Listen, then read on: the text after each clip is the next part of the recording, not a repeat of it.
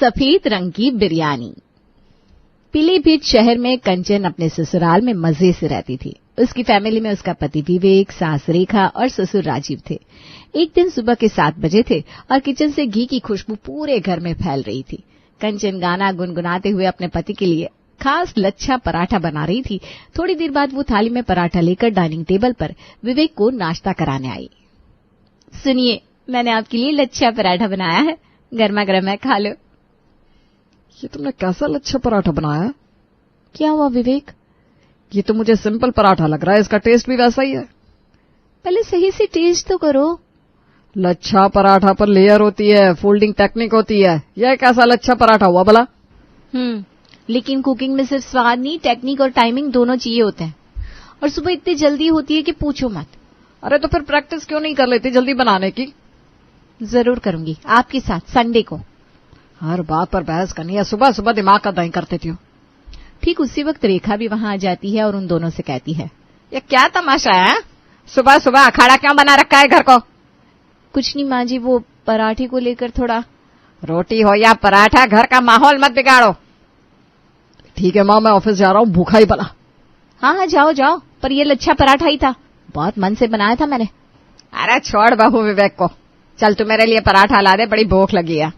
अरे वाह, ये हुई ना बात माँ जी, अभी लाई पराठा। दोनों सास बहू मिलकर साथ में लच्छा पराठा खाते हैं। फिर धीरे धीरे शाम हो जाती है और घर की घंटी बजती है। दरवाजा खोलते ही रेखा ने देखा उसका छोटा भाई गांव से अचानक उससे मिलने आया था। अरे भैया आने वाले थे तो मुझे बताया क्यों नहीं? अरे बहना, तुझे सरप्राइज जो देना था। नमस्ते मामा जी। खुश रह बहू, और बता कैसी है? मैं ठीक हूँ मामा जी, आप बताइए गांव में सब कैसे हैं? अरे सब बढ़िया है बहू, तुझे बहुत याद करते हैं। कभी मौका निकाल कर विवेक के साथ गांव घूमने आ जा। जी जरूर आऊंगी मामा जी। अब मामा जी को नाश्ता अच्छे से करवाने के बाद कंचन उनके लिए किचन में अपनी स्पेशल डिश दाल मखनी बनाने में लग गई। अरे वाह, आज मामा जी को मेरे हाथ की दाल मखनी खाकर मजा आ जाएगा। आज इसमें थोड़ी ज्यादा क्रीम डाल देती हूँ, इससे मस्त रेस्टोरेंट स्टाइल में दाल मखनी बनेगी। रेखा, विवेक और राजीव आंगन में बैठे मामा जी से उनके गांव की बातें कर रहे थे। तभी थोड़ी देर बाद किचन से कंचन की आवाज आती है, सब लोग डाइनिंग टेबल पर आ जाओ, खाना बन गया है। अरे वाह, इतनी जल्दी बहू ने खाना भी बना लिया? हाँ भैया, हमारी कंचन बहुत होशियार है। चलो जल्दी, वरना अभी उसकी दूसरी आवाज भी आ जाएगी। चलो भाई, वरना खाना ठंडा हो जाएगा। सब धीरे धीरे करके डाइनिंग टेबल पर आकर खाना खाने बैठ गए। कंचन सबको खाना परोसती है। अरे ये कौन सी दाल है बहू? इसमें दूध डाल दिया है क्या? इतनी गाढ़ी दाल? नहीं मामा जी, ये सिंपल दाल नहीं है, दाल मखनी है। इसमें क्रीम डाली जाती है टेस्ट बढ़ाने के लिए। अच्छा, अरे हमारी तो मूंग दाल भली थी बहन, सीधी सादी, अच्छे से हजम होने वाली। अरे भैया, अब जमाना बदल गया है, बच्चों को स्टाइल और खाना थोड़ा बदला बदला पसंद आता है ना। ये बात भी है, हर जगह के अलग नियम कानून होते हैं। आपको दाल मखनी पसंद ना आई हो तो बता दीजिए, मैं कुछ और बना दूं मामा जी। अरे नहीं बहू, हम यही खा लेंगे। गांव वाला स्वाद याद आ गया, बस इसीलिए कह रहा था। अच्छा मामा जी। खाना खत्म करते करते भी मामा जी ने फिर 1-2 बार मूंग दाल की तारीफ कर दी। इससे तो अच्छा हमारे मूंग दाल भली, बाकी सब टाल मटोल है भाई। इसे मुंह में रखो तो लगता ही नहीं दाल है, हलवा खा रहे हैं ऐसा लग रहा है। अरे वाह भाई, तब तो अच्छा है ना, तुमको एक ही खाने में 2 वैरायटी मिल गई। मामा जी, ज्यादा मत खाना ये हलवा, वरना हजम नहीं होगा। कंचन ने इसमें खूब क्रीम डाली है। चुप कर विवेक, तभी बहुत तुझसे गुस्सा हो जाती है, कुछ भी बोलने लगता है। भैया तुम जी भर कर दाल खाओ, ऐसा कुछ नहीं है। नहीं बहन, मेरा भांजा सही कह रहा है, कम ही खाऊंगा। कहीं ऐसा ना हो कि कल का पूरा दिन बाथरूम के चक्कर काटता फिरूं। मामा जी की ये बात कंचन को पसंद नहीं आई और वो नाराज होकर बड़बड़ाते हुए किचन में चली गई। मामा जी भी ना कमाल है, नहीं पसंद आई थी तो बता देते, उनके लिए कुछ और बन जाता। अरे छोड़ ना बहू, तेरे मामा जी ऐसे ही है। अब रात के खाने के बाद रेखा और कंचन बर्तन समेटते हुए अकेले हो गए। बहू के चेहरे पर थकावट और मायूसी थी। सास ने कंचन की तरफ देखा और बोली, देख बहू, हर बात पर उदास ना हुआ कर और ना ही जवाब दिया कर, सबका अपना स्वाद होता है। माँ जी, मैं तो हमेशा बस अच्छा करने की कोशिश करती हूँ, पर सब मेरा मजाक बना देते हैं। तेरी कोशिश दिखी मुझे, लेकिन कभी कभी प्यार से समझना ज्यादा असर करता है। ठीक है माँ जी, अगली बार ध्यान रखूंगी। और अगली बार लच्छा पराठा बनाए तो पहले मुझे देना। जरूर माँ जी, पर आपको भी मुझे टेक्निक बतानी पड़ेगी। अरे आज की दाल मखनी खाकर तो मैं तेरी स्टूडेंट बन गई हूँ। सच में माँ जी? आप जैसी सास हो ना तो बहू को कभी उसकी माँ की कमी महसूस ना हो। चल अब ज्यादा मक्खन मत लगा, शुरुआत तो हुई समझदारी की, अब बस बहस नहीं केवल बातें हो। जी माँ जी, वादा रहा। अगले दिन दोपहर के समय कंचन ने स्पेशल तरीके से आज शाही पनीर बनाया, काजू बादाम मलाई और चटपटे स्वाद वाला, जिसे वो रेस्टोरेंट स्टाइल कहती थी। लेकिन जैसे ही सबने उसका स्वाद चखा और सबका मुंह बन गया। अरे ये सब्जी है या माचिस? क्या हुआ पापा, सब्जी तो अच्छी है। अरे इसमें इतनी मिर्च है कि जीभ जल गई। अरे पापा जी, ये रेसिपी खास बनाई है मैंने, सबको पसंद आती है। क्यों, सबको खिला चुकी हो क्या तुम बहू? मुझसे तो ये बर्दाश्त नहीं हो रही। पापा जी आप ना थोड़ा सा चावल के साथ ट्राई कर लीजिए, आपको अच्छी लगेगी। ये तो मेरी सबसे पसंदीदा सब्जी है। जरूरी नहीं बहू कि तुम्हारी पसंद ही सबको पसंद हो। अरे बहू ने मेहनत से बनाई है, थोड़ा प्यार से बोलिए ना। हर बार तो वही सादी सब्जी बनाती हूँ, कुछ नया करो तो सबको उसमें भी प्रॉब्लम है, हद है यार। अब रेखा राजीव को मिठाई देकर किचन में आकर कंचन से कहती है, बहू विवेक के पापा का स्वाद ना थोड़ा अलग है, उन्हें तीखी सब्जी बिल्कुल पसंद नहीं है। हाँ माँ जी, तीखी सब्जी नहीं, तीखी तीखी बातें पसंद है पापा जी को। अरे ऐसा कैसे बोल रही है बेटा? सॉरी, लेकिन मुझे लगा ये सब्जी सबको पसंद आएगी।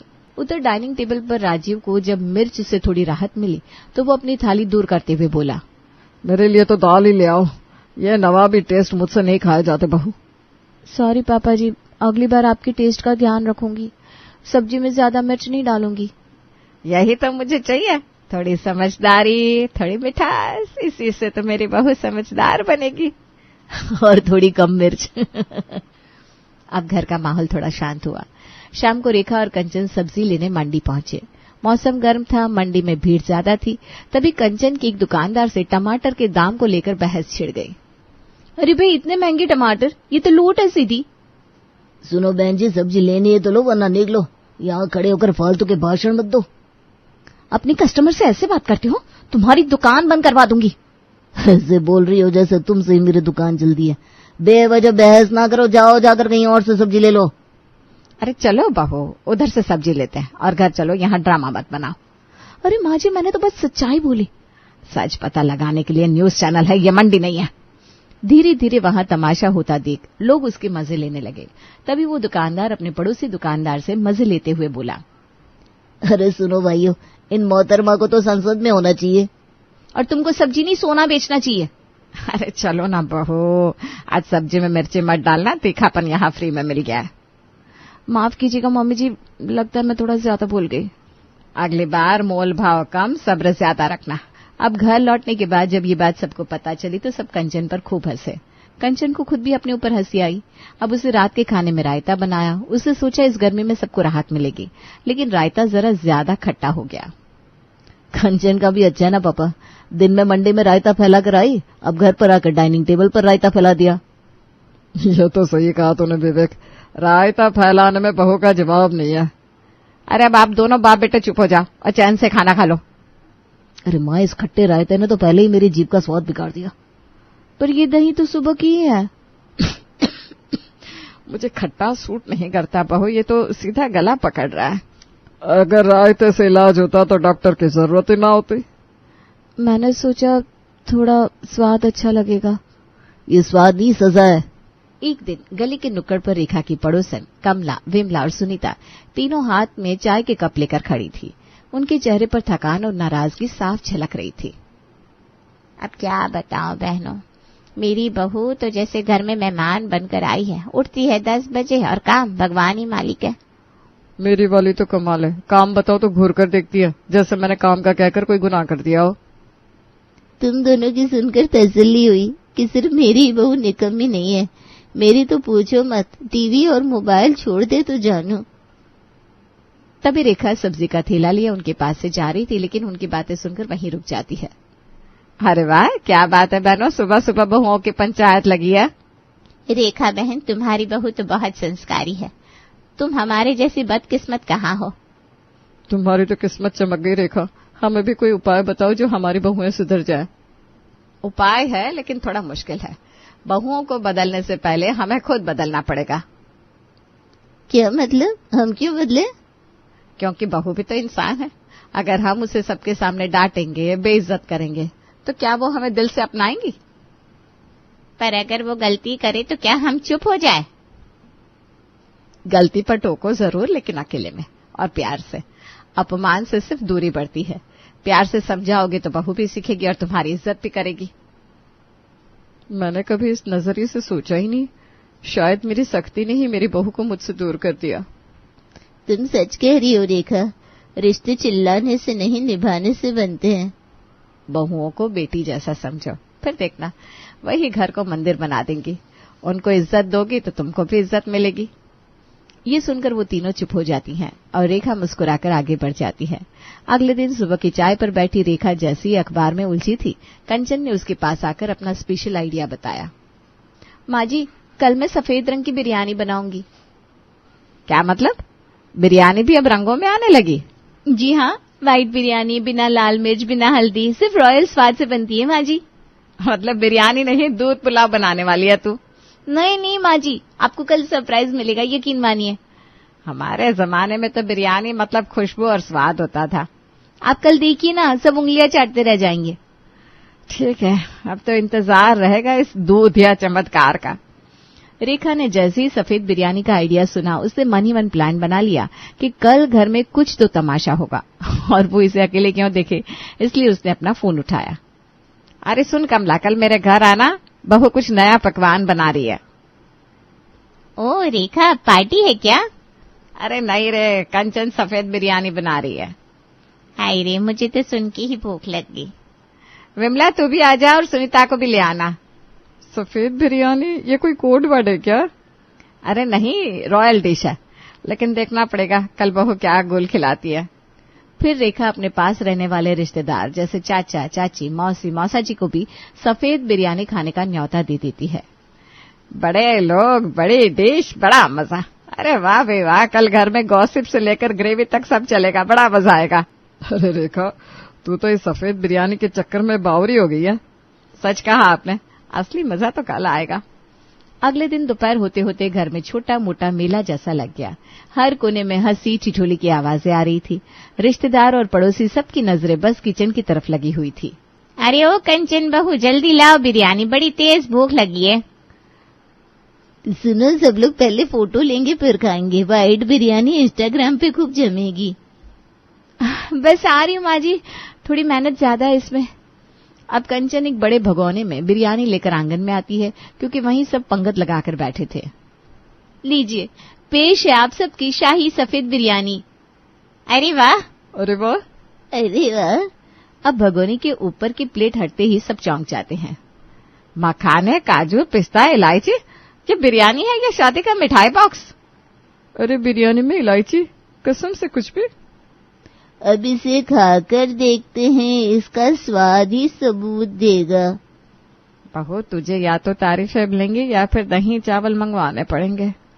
जब सब प्लेट में सफेद बिरयानी लेकर पहली बाइट लेते हैं तो सबके चेहरे पर हल्की उलझन दिखती है। किसी के कुछ समझ में नहीं आ रहा था कि तारीफ करे या बचे हुए चावल छिपाए। अरे बहू, ये बिरयानी है, खीर है या खिचड़ी? आखिर तूने बनाया क्या है? क्या खिचड़ी?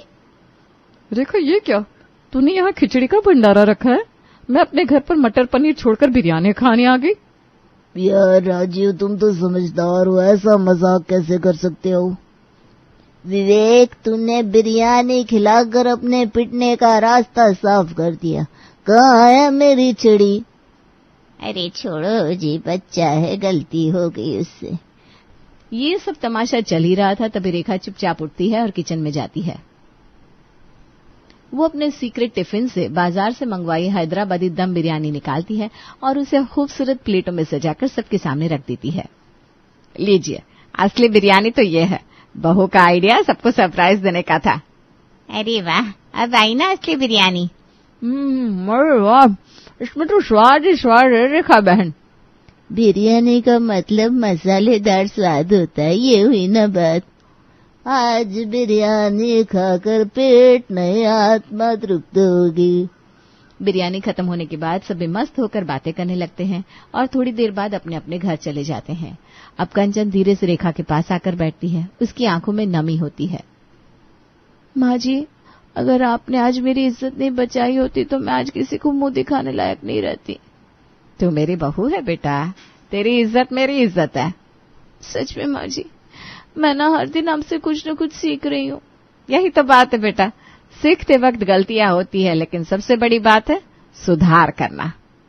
कंचन, अगली बार तुम जो भी बनाओ हमको पहले दिखा देना। आज चाचा जी से पीटते पीटते बचाऊं। आज तो मजा आ जाता, भाई साहब की छड़ी का स्वाद विवेक भी चख लेता। इस पर सब हंसने लगते हैं। अब बिरयानी का तमाशा खत्म हो चुका था। अब विवेक ने हंसते हुए कैमरे में एक प्यारी सी फैमिली फोटो खींची। अरे क्या बात कर रही है, मुझे तो सुनकर ही डर लग रहा है यार। हमने तो हमेशा यही सुना था कि एक्सरसाइज करने से इंसान स्वस्थ रहता है, बीमारियों का खतरा कम होता है, और तू कह रही है कि एक्सरसाइज करते हुए शर्मा जी की मौत हो गई। अरे यार क्या बताऊं, मैंने तो खुद जब से ये सुना है ना, मेरा दिमाग ही काम नहीं कर रहा। सिर्फ शर्मा जी की बात नहीं है, मैंने पिछले 6 महीने में कम से कम 10-15 ऐसे केस सुन लिए जहां लोग जिम करते हुए हार्ट अटैक से चल बसे। अब तू ही बता, आखिर कोई करे तो क्या करे। रोज एक नया वायरस आकर दस्तक दे देता है और फिर हम उससे बचने के लिए तरह तरह के जतन करने लग जाते हैं। कभी बीमारी का खतरा, कभी भूकंप का। और इन बीमारियों से बचने के लिए डॉक्टर कहते हैं वजन कम करो। और तुझे पता है वजन कम करने के चक्कर में ही कितने लोग ऊपर पहुंच जाते हैं। मोना की बातें सुनकर सोना को एक अजीब किस्म की घबराहट होने लगी थी। पति शुभ के बढ़ते हुए पेट से परेशान वो पिछले कई महीनों से उससे वजन कम करने को लेकर झगड़ रही थी। अभी पिछले सप्ताह ही उसने शुभ को जिम ज्वाइन करवाया था और आज सहेली ने ऐसी मनहूस खबर सुना दी। हे भगवान, पता नहीं दुनिया को क्या हो गया। पहले लोग जिम करते थे कि वजन सही रहे, लेकिन अब मेरे लिए मेरा पति मोटा है वही ठीक है। मुझे कोई शाहरुख खान नहीं चाहिए। आज ही शुभ को जिम करने के लिए मना कर दूंगी। शाम को सुनिए जी, चाय पीकर ना आप छोटों को होमवर्क करा दीजिए। अरे मैं होमवर्क कैसे कराऊंगा, मुझे जिम जाना है। और तुम अपनी चाय अपने पास ही रख लो, जिम से पहले चाय थोड़ी ना पी जाती है। देखिए आप ना ये जिम जाने का ख्याल अपने मन से निकाल दीजिए। आजकल जिम जाना बहुत खतरनाक हो गया है। आपको पता है कितने सारे लोगों की जिम करते करते मौत होती जा रही है। ना पापा ना, मुझे सुनकर ही डर लग गया। आप तो जैसे हो मुझे वैसे ही पसंद हो। अरे यार ये क्या बात हुई। अब किसी तरह मेरा मूड सेट हुआ था, एक्सरसाइज करने में मजा आना शुरू हुआ था। अब तुम कह रही हो कि जिम ना जाओ। अरे मैंने कह दिया ना आपको, जिम नहीं जाना है तो नहीं जाना है। हे भगवान, आपको कुछ हो गया तो मैं क्या करूंगी। अरे यार इसमें रोने की क्या बात है। मैं कौन सा 6 पैक बनाने के लिए जिम जा रहा हूँ। मैं तो सिंपल से एक्सरसाइज करता हूँ और उससे कुछ नहीं होता। ये लोग जिम में हार्ट अटैक से मर रहे हैं ना, जो वो लोग छेड़छाड़ करते हैं अपनी सेहत के साथ। बॉडी को सुंदर और सुडौल बनाने के लिए तरह तरह की दवाइयाँ लेते हैं और स्टेरॉइड वाले पाउडर पीते हैं ताकि उनका शरीर हमेशा सुडौल बना रहे। शुभ अपनी पत्नी को समझाने की बहुत कोशिश करता है, लेकिन सोना तो टस से मस होने को तैयार ही नहीं थी। आखिर में शुभ को जिम करने का ख्याल अपने मन से निकालना पड़ता है। शुभ और सोना बात कर ही रहे थे कि उसकी सासू माँ अपने जूते पहनकर घर से बाहर जाने लगती है। अरे मम्मी जी कहाँ जा रही है इतनी ठंड में? तुझे तो पता है शाम के समय मैं रोज टहलने के लिए जाती हूँ, बस वहीं जा रही हूँ। अरे नहीं मम्मी जी, आज से ना आपका टहलना तो दूर, ठंड में बाहर निकलना भी बंद है। आज ही मैंने न्यूज़पेपर में पढ़ा है कि दिल के मरीज और उम्र दराज लोगों को ठंड में बाहर नहीं निकलना चाहिए। अरे तो क्या घर में नजर बंद कर लेगी मुझे? मैंने अच्छे से गर्म कपड़े पहने तो है। बेटा कुछ नहीं होता, ये अखबार वालों का काम ही है, कुछ ना कुछ छापते रहता है। मम्मी जी मैं आपकी भलाई के लिए कह रही हूँ ना, बस आप कहीं नहीं जाएंगी, नहीं तो मैं समझ जाऊंगी कि आप मुझसे प्यार नहीं करती। अरे बेटा ये कैसी जिद है? अब ठंड तो 3 महीने तक चलने वाली है, तो क्या मैं 3 महीने तक घर से बाहर नहीं निकलूंगी? मम्मी जी आपका स्वस्थ रहना मेरे लिए सबसे ज़्यादा ज़रूरी है, और अगर उसके लिए मुझे आपको घर में कैद भी करना पड़ा तो मुझे उसमें भी कोई संकोच नहीं होगा। उर्मिला समझ गई थी कि बहू सोना के साथ बहस करने का कोई अर्थ नहीं है, इसलिए बेचारी चुपचाप जाकर अपने कमरे में बैठ जाती है। लेकिन सोना का ज़रूरत से ज़्यादा चीज़ों के बारे में सोचना और फिर तिल का ताड़ बना लेना, ये आदत रुकने का नाम ही नहीं ले रही थी। उसने पति और सास के अलावा बच्चों के ऊपर भी अपने डर को हावी करवाना शुरू कर दिया था। मम्मा आज मुझे अपनी फ्रेंड्स के साथ बाहर जाना है, मेरी एक दोस्त का बर्थडे है और उसका जन्मदिन मनाने के लिए हम लोग एक रेस्टोरेंट में जा रहे हैं। नहीं चिंकी, मैं साफ बता रही हूँ, आजकल का माहौल बहुत ख़राब है, किसी के ऊपर भरोसा करने की ज़रूरत नहीं है। तुम घर से सीधा कोचिंग क्लास जाओगी और कोचिंग से सीधा अपने घर आओगी। लेकिन मम्मा वहाँ पर सब मेरे फ्रेंड्स ही होंगे, कोई बाहर का इंसान तो आने वाला नहीं है, और हम लोग अकेले नहीं है, रक्षा के पापा मम्मी भी हमारे साथ ही जा रहे हैं। आप ना बिना बात चिंता कर रहे हैं। देखो चिंकी, रक्षा के मम्मी पापा अपनी बेटी की जिम्मेदारी लेंगे या तुम्हारी? और तुम्हारा भला बुरा सोचने की जिम्मेदारी मेरी है। तुम वही करोगी जो मैं कहूंगी। सोना ने अपनी बेटी चिंकी को उस दिन जन्मदिन में जाने से मना क्या किया। चिंकी अब माँ से उखड़ी उखड़ी से रहने लगी थी। क्या बात है चिंकी बेटा, देख रहा हूँ तुम मम्मी से अच्छी तरह बात भी नहीं करती। पापा मम्मी ना हमसे प्यार ही नहीं करती। आपको पता है मेरी बेस्ट फ्रेंड रक्षा का बर्थडे था, सारे दोस्त उसके बर्थडे में गए थे और मम्मा ने मुझे नहीं जाने दिया। मैं अकेले नहीं जा रही थी पापा, रक्षा के पेरेंट्स भी हमारे साथ बर्थडे पार्टी में आने वाले थे। और पापा क्या आप लोग मुझ पर भरोसा नहीं करते? अरे ऐसा नहीं सोचते बेटा, तुम ऐसी बातें अपने मन में कभी मत लाना।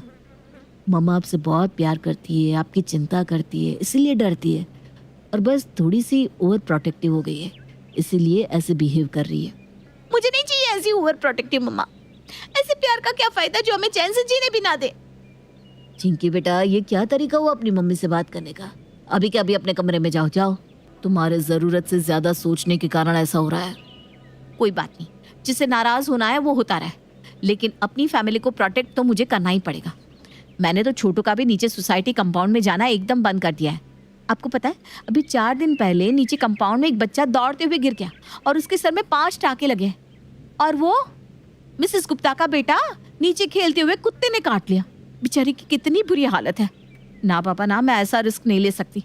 मैंने तो बच्चों का बाहर खेलना ही बंद कर दिया है। सोना, अपने बच्चों के बारे में सोचना अच्छी बात है, लेकिन इस तरह उन्हें घर में कितने दिन बंद करके रख सकोगी?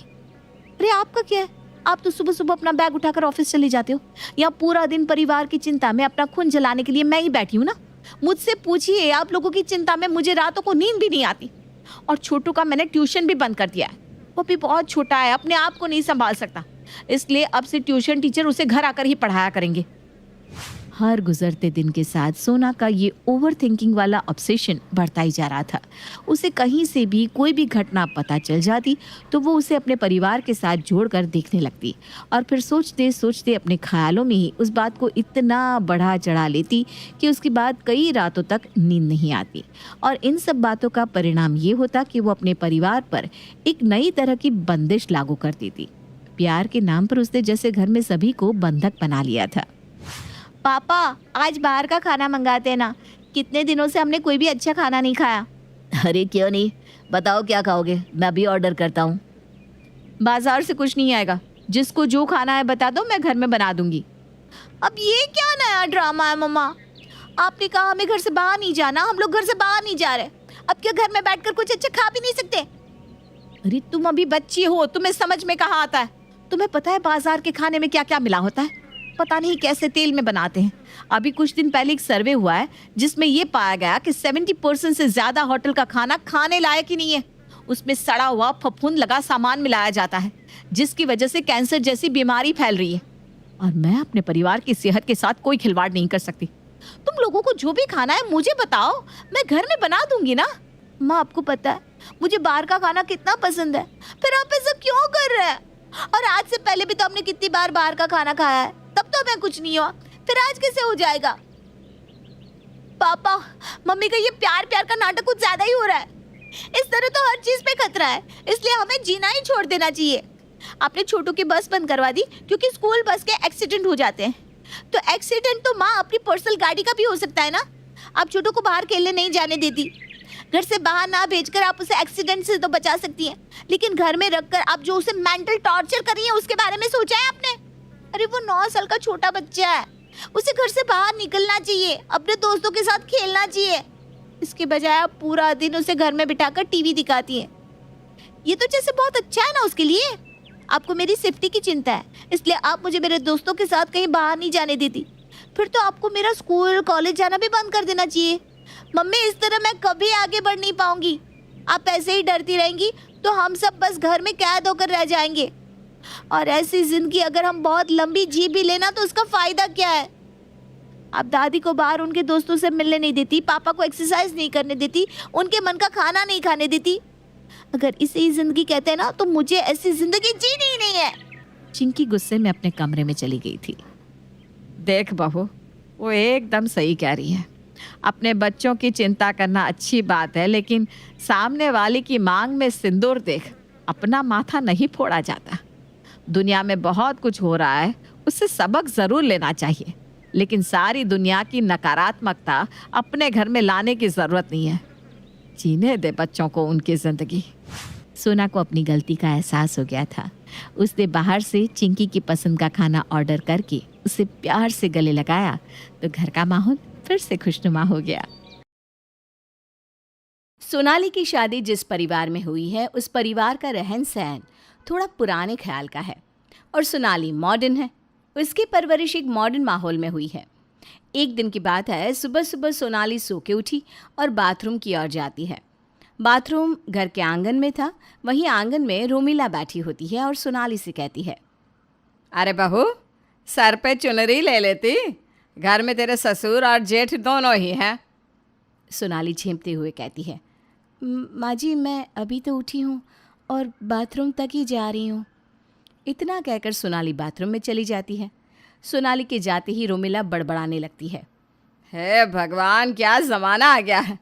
आजकल की लड़कियों को ना ही शर्म है और ना ही संस्कार। हमारे ज़माने में तो हम बिना घूंघट के पानी भी नहीं पीते थे। थोड़ी ही देर में सोनाली बाथरूम से बाहर आकर कहती है, माँ जी एक बात कहूँ? बोल बहू। माँ जी घर में ना एक वेस्टर्न टॉयलेट भी बनवा दो। अगर कोई बाहर से आया तो उससे कोई दिक्कत नहीं होगी ना। और सच कहूँ तो मुझे बहुत दिक्कत हो रही है। मुझे कभी इस तरह की टॉयलेट में जाने की आदत ही नहीं है। बेटा, तुम ना अपना दिमाग कम चलाया करो। हमारे यहाँ कोई भी ऐसा नहीं है जो वेस्टर्न टॉयलेट का प्रयोग करे। ये सब अंग्रेज़ों के चौंचले हैं। सोनाली अपनी सास की बात सुन नज़रें नीची कर लेती है और बुदबुदाते हुए कहती है, पुरानी सोच के सहारे कब तक चलोगे? दुनिया बदल रही है, थोड़ा आप भी बदलो। रोमिला सोनाली की बात सुन लेती है और कहती है, पुराने ख्यालों को छोड़, हमारे घर वालों के ये संस्कार है। हम तो शुरू से सबकी इज्जत करते हैं और आजकल की लड़कियां बस ज़ुबान चलाना जानती हैं, फ़ोन चलाना जानती है। तो जब मेरी उम्र में आएगी ना, तब पता चलेगा। रोमिला की बात सुन सोनाली बिल्कुल शांत हो जाती है और नज़रें नीची करके बैठी रहती है। इतने में रोमिला एक सवाल सोनाली पर दाग देती है, अच्छा एक बात बताओ, मुझे पोते का मुंह कब दिखा रही हो? माँ जी इसमें मैं क्या कर सकती हूँ? ये मेरे हाथ में थोड़ी ना है। देख बहू, एक बात याद रखियो, मुझे पोता ही चाहिए, लड़का तो वंश होता है। अब रोमिला की बात सुनकर सोनाली को सच में गुस्सा आता है। वो सोच में पड़ जाती है और वहाँ से चली जाती है। ऐसे ही कुछ दिन बीत जाते हैं। एक दिन सोनाली से मिलने उसका भाई सोनू आता है। आंगन में रोमिला बैठी होती है तो सोनू रोमिला से बातें करने लगता है। रोमिला अपनी बहू को आवाज़ लगाती है, अरे सोनाली बेटा, ज़रा चाय नाश्ता कुछ लेकर आ, देख तेरा भाई तुझसे मिलने आया है। थोड़ी ही देर में वहाँ सोनाली चाय नाश्ता लेकर आ जाती है और टेबल पर रखती है। सोनू कहता है, सोनाली मुझे फ्रेश होना है, थक गया हूँ, टॉयलेट कहाँ है? सोनाली टॉयलेट की ओर इशारा करती हुई दिखाती है। सोनू टॉयलेट जाता है और थोड़ी ही देर में वापस आकर कहता है, दीदी यहाँ कोई वेस्टर्न टॉयलेट नहीं है क्या? नहीं सोनू, यहाँ वेस्टर्न टॉयलेट नहीं है और ना ही किसी को इसकी आदत है। तो दीदी लगवा लो ना, आपको भी तो बहुत परेशानी होती होगी। मैंने तो कई बार बोला लेकिन कोई सुनता ही नहीं। यहाँ का माहौल बहुत अजीब है, तुम यहाँ कैसे एडजस्ट कर लेती हो? और ये हमेशा इस तरह सर पर चुन्नी लेकर घूमना होता है क्या? सोनू की बात सुनकर सोनाली चुप हो जाती है और इशारे में सोनू को भी चुप होने को कहती है। रोमिला दोनों की बातें सुन रही थी। कहती है, मैं तो पहली बार सुन रही हूँ कि किसी को टॉयलेट में दिक्कत हो रही है। तुम दोनों भाई बहन तो कैसी अनोखी बातें कर रहे हो। अरे तुम्हारी बहन दुनिया की कोई अकेली औरत नहीं है जो सर पर चुन्नी ले रही है, यहाँ सभी औरतें चुन्नी लेती हैं। रोमिला की बात सुन सोनू भी चुप हो जाता है। थोड़ी देर में सोनू और सोनाली घर के अंदर चले जाते हैं। दोनों जब अकेले होते हैं तो सोनू कहता है, सोनाली दीदी आपकी सास तो बहुत ही खड़ूस है, अब कैसे झेलती हो? अरे भाई ये मत पूछ, पर मैं कर ही क्या सकती हूँ। वो इतना कहकर चुप हो जाती है और उदास हो जाती है। थोड़ी देर बाद कहती है, अच्छा ये सब छोड़, ये बता सब घर में कैसे हैं? दीदी आप बात मत काटो, सच बताओ इतनी उदास क्यों हो? सोनाली सोनू को सारी बात बताती है और कहती है, मेरी सास बोल रही है कि बेटा ही होना चाहिए, अगर बेटी हो गई तो पता नहीं क्या होगा मेरा। इतना सब कुछ हो गया और आपने मुझे बताया तक नहीं? जीजा जी को आने दो, मैं उनसे बात करूँगा। आखिर लड़कियों का कोई हक है इस दुनिया में या नहीं? जब आपसे शादी की थी तो कितने बड़े बड़े वादे करते थे। नहीं भाई, तुम किसी से कुछ नहीं कहोगे, तुम्हें मेरी कसम। तेरे जीजा जी को कुछ पता नहीं है, उन्हें तो टाइम ही नहीं है मेरी बात सुनने का। अगर तुमने उनसे कुछ कहा तो वे भी मुझे दोष देंगे और कहेंगे कि अपने घर वालों की मैं बाहर बुराई कर रही हूँ। सोनू सोनाली की बात समझ सकता है, इसलिए कुछ नहीं कहता। वो उसी दिन वहाँ से चला जाता है।